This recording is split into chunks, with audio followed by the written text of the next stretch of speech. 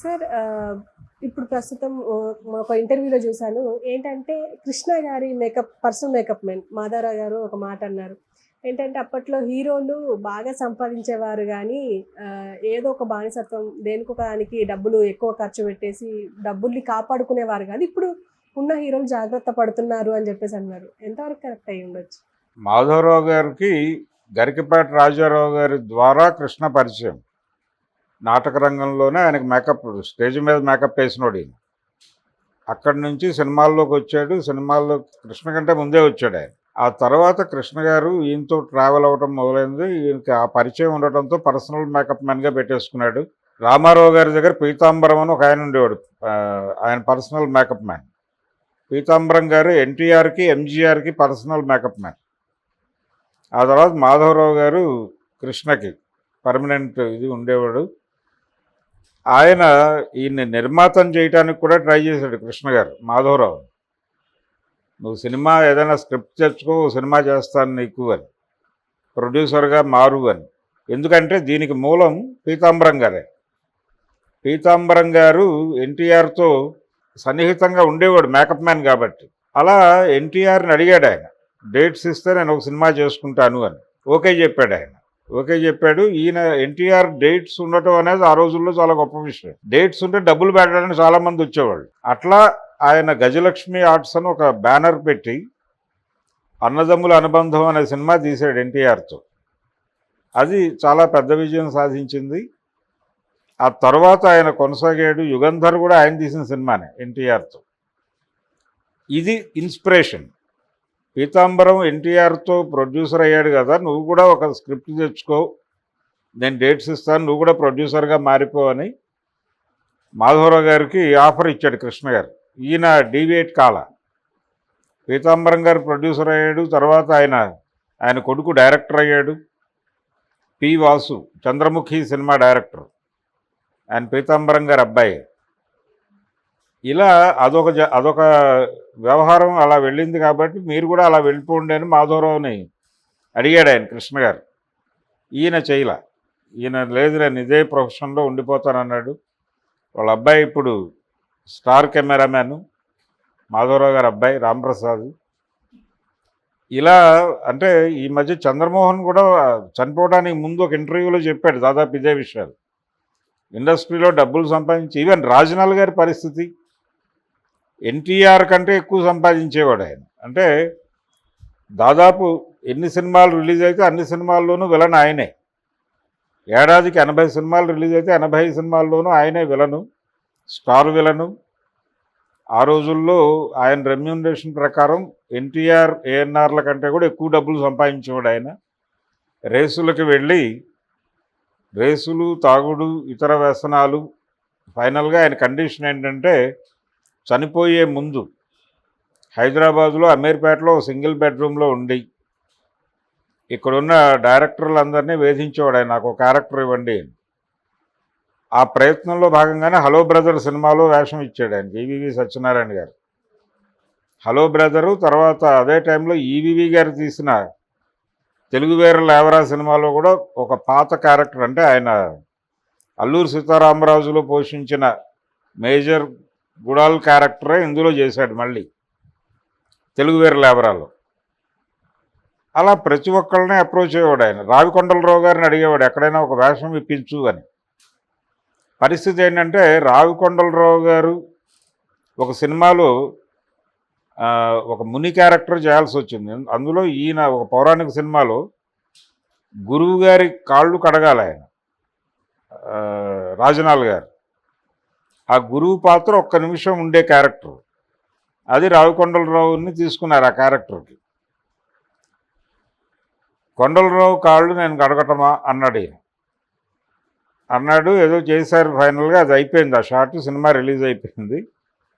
అలా కొండలరావు గారిని అలా చూసినటువంటి రాజనాల చివరి రోజుల్లో కొండలరావు ఎక్కడైనా వేషాలు ఉంటే ఇప్పించు అని అడిగాడు. ఈయన ఇప్పించాడు కూడా. ఆ ఇప్పించిన వేషాల్లో కూడా ఆయన ఓవర్ యాక్షన్ చేశాడు అనేది ఒక కంప్లైంట్ ఉంది. ఇలా చివరి రోజులు అలా గడిచినాయి రాజనాల గారికి. అంత వెలిగిన రాజనాల పరిస్థితి.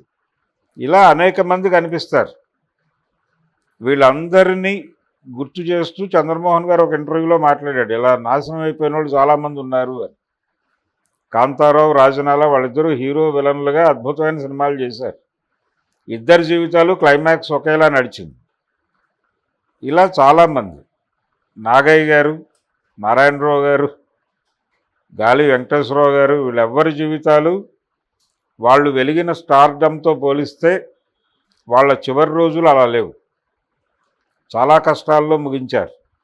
అయితే ఒక జనరేషన్ జాగ్రత్త పడింది, ఈవెన్ గుమ్మడి గారు వీళ్ళు. ఆ తర్వాత వచ్చిన ప్రతి ఒక్కళ్ళు జాగ్రత్త పడ్డారు. మురళీమోహన్ కావచ్చు, చంద్రమోహన్ కావచ్చు, మోహన్ బాబు, వీళ్ళందరూ జాగ్రత్త పడ్డవాళ్ళే. కృష్ణ గారి తర్వాత ఆ రిస్కులు చేసే వ్యవహారం కూడా తగ్గిపోయింది. చిరంజీవి గారు కూడా ఎప్పుడూ రిస్కులు చేసే ప్రయత్నం చేయలేదు. ఆయన చాలా సేఫ్ గేమే ఆడుతూ వచ్చాడు. ఆ రోజు ఎన్టీ రామారావు గారు చెప్పిన మాట కావచ్చు, ఆయన కూడా చాలా కేర్ తీసుకునే ముందుకెళ్ళాడు, చాలా జాగ్రత్తలు తీసుకుని. ప్రధానంగా వీళ్ళు ఫైనాన్షియల్ డిసిప్లిన్ వలన, ఇప్పుడు అల్లు అరవింద్ గారు ప్రొడ్యూసర్ కావడానికి కారణం రామలింగయ్య గారి ఫైనాన్షియల్ డిసిప్లిన్. ఆయన కాట్రగడ్డ మురారి గారు ఆయన పుస్తకంలో రాస్తాడు అరవింద్ గారి ఎదుగుదల గురించి. రామలింగయ్య గారు అలా డబ్బులు బ్యానర్ల దగ్గర దాచేసి, ప్రొడక్షన్ ఆఫీసులో దాచి, ఆ డబ్బులతో ప్రాపర్టీస్ కొని వీళ్ళందరినీ పెంచాడు. పెంచి ఆయన్ని ప్రొడ్యూసర్ని చేశాడు. ఆయన మొదట డబ్బింగ్ సినిమాలతో మొదలై తర్వాత దాసరి గారి పుణ్యమాన్ని, దేవుడే దిగివస్తే లాంటి పెద్ద హిట్లు తీసి పెద్ద ప్రొడ్యూసర్ అయ్యాడు. చిరంజీవి గారు అందివి రావడంతో ఇంకా బిగ్ రేంజ్కి వెళ్ళిపోయాడు. ఇలా ఫైనాన్షియల్ డిసిప్లిన్ లేకుండా జీవితాలు నాశనం చేసుకున్న సినిమా ప్రొడ్యూసర్లు కూడా చాలామంది ఉన్నారు. నవతా కృష్ణరాజు గారు అని ఒక ఆయన ప్రొడ్యూసర్, ఆయన అద్భుతమైన సినిమాలు తీశాడు ఆ రోజుల్లో. ఇంటింటి రామాయణం అనేది సెన్సేషనల్ హిట్టు, జమీందారు గారు అమ్మాయి, పంతులమ్మ, ఇలాంటి సినిమాలు తీసిన ప్రొడ్యూసర్ ఆయన. ఆయన పరిస్థితి ఏమిటి, వాళ్ళ అబ్బాయి పరిస్థితి ఏంటి? చివరికి ఆయన మొత్తం సినిమాలు తీసి ఆస్తులన్నీ కరిగించేసిన తర్వాత వాళ్ళ అబ్బాయి ఈటీవీలో ప్రొడక్షన్ వ్యవహారాలు చూసేవాడు. అది పరిస్థితి. అంటే పాడుతా తీయగా ప్రోగ్రాము, ఇవన్నీ వాళ్ళ నవతా కృష్ణరాజు గారు అబ్బాయి డిజైన్ చేసినటువంటి ప్రోగ్రామ్సే. ఆ కండిషన్ ఈనాడులోనే ఉన్నాడు ఆయన. మరి అది నవతా ఆర్ట్స్ అంటే ఎంత పెద్ద బ్యానర్ అది. ఆ రోజుల్లో పెద్ద హిట్స్ తీశారు వాళ్ళు. అలాగే ఆయనకున్నటువంటి ఆయన ఎస్థెటిక్స్ ఉండేవి. సినిమా అంటే చాగయ్య సినిమా తీసి చాలా నష్టపోయాడు ఆయన. అక్కడి నుంచి వరుసగా ఫ్లాప్లు పడ్డాయి. దాంతో ఆర్థికంగా చితికిపోయారు, ఆస్తులు అమ్మేసుకోవాల్సి వచ్చింది. నెక్స్ట్ జనరేషన్కి ఆయన ఏమి ఇవ్వలేకపోయాడు. ఎరువుల వ్యాపారం వాళ్ళది. పశ్చిమ గోదావరి జిల్లాలో ఎరువుల వ్యాపారంలో విపరీతంగా సంపాదించి సినిమాల్లోకి వెళ్ళి అక్కడ సంపాదించి నష్టపోయి చివరికి పిల్లలకి ఏమీ క్యారీ ఫార్వర్డ్ చేయలేని పరిస్థితికి వెళ్ళిపోయాడు ఆయన. ఇలాంటి కుటుంబాలు చాలా కనిపిస్తాయి ఇండస్ట్రీలో ఆ రోజుల్లో. అంటే ప్యాషన్తో వచ్చేవాళ్ళు వీళ్ళు. కేవలం ప్యాషన్తోనే ఆయన చాగయ్య సినిమా తీశాడు. బాపుతో చాగయ్య తీయాలి అని అనిపించింది ఆయనకి, తీసాడు అంతే. చాలా ఖర్చు పెట్టాడు, సినిమా ఫ్లాప్ అయింది. శంకరాభరణం ఇన్ఫ్లుయెన్స్, ఇలా నష్టపోయిన ఈవెన్ రాజేంద్ర ప్రసాద్ గారు ఎన్నో హిట్స్ తీశాడు ఆయన. అంటే అక్కినేని నాగేశ్వరరావు కెరియర్లో మేజర్ హిట్స్ జగపతి ఆర్ట్స్లో వచ్చినవే. 90% సక్సెస్ రేట్ ఉన్నటువంటి ప్రొడక్షన్ హౌస్ అది. అటువంటి ప్రొడక్షన్ హౌస్ని నడిపినటువంటి విబి రాజేంద్ర ప్రసాద్ గారు చివరి రోజుల్లో ఆయన కండిషన్ ఏంటో అందరికీ తెలుసు. ఆయనకు కూడా ఒక రకంగా సకల కళ వల్లభుడే. ఫైనల్గా ఆయన చివరి రోజుల్లో దైవ సన్నిధానంలో ఉండేవాడు. అక్కడ దైవ సన్నిధానంలో ఉండి దేవుడి సేవలో తరించి వెళ్ళిపోయాడు. జగపతి బాబు గారి ఫాదర్, ఆయన చాలా స్టార్ ప్రొడ్యూసర్ ఆయన. అటువంటి ఆయన చివరి రోజులు ఎలా గడిచాయో ఇండస్ట్రీలో అందరికీ తెలుసు. ఇలా చాలామంది కనిపిస్తారు. డిసిప్లిన్తో ఉన్నవాళ్ళు వెలిగారు. నిజానికి ఈ రోజుల్లో సంపాదన కంటే ఆ రోజుల్లో సంపాదన ఎక్కువ. ఎందుకంటే చిరంజీవి గారు 80 లక్షలు కోటి రూపాయలు తీసుకున్నాడు అని చెప్పి సెన్సేషన్. బిగ్గర్ దాన్ బచ్చన్ అని ఇండియా టుడే హెడ్డింగ్ బ్యానర్ పెట్టారు, కవర్ పేజీ ఐటమ్ రాశారు ఈ చిరంజీవి మీద. గారానమ్మగుడి టైంకి ఆయన 80 లక్షలు దాటి వెళ్ళాడు.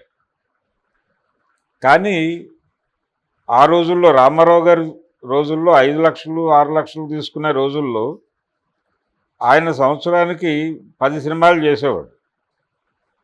అంటే ₹1,00,00,000 ఆ రోజుల్లో సంపాదించేవాడు ఆయన. వీళ్ళు ₹1,00,00,000 ఎప్పుడు తీసుకునేవాళ్ళు, ఏడాదికి ఒక సినిమా చేసేవాళ్ళు. కాబట్టి ఏడాదికి ఒక సినిమా చేసిన రోజులు, వాళ్ళు 5 లక్షలకు ఒక సినిమా చేసిన రోజులు కంపేర్ చేస్తే ఆ రోజుల్లో స్థలాల ధరలు చాలా తక్కువ. అందుకని ఎక్కువ సంపాదించగలిగారు వాళ్ళు డిసిప్లిన్తో ఉంటే. అందుకని ఆ జనరేషన్లో సంపాదన ఎక్కువ, ఖర్చులు ఎక్కువ పెట్టారు వాళ్ళు విస్తృతంగా. నష్టపోయిన వాళ్ళు సంఖ్య తక్కువేం కాదు. మాధవరావు గారు చెప్పినట్టు ఇదొక లైఫ్ అంతే. మెడ్రాస్ జీవితం అనేది అలా ఒక కళల్లో తేల్చింది వాళ్ళని. ఆ కళల్లోనే పేలిపోయిన వాళ్ళు ఉన్నారు, వెలిగిన వాళ్ళు ఉన్నారు. Okay. Okay sir. Thank you. Thank you.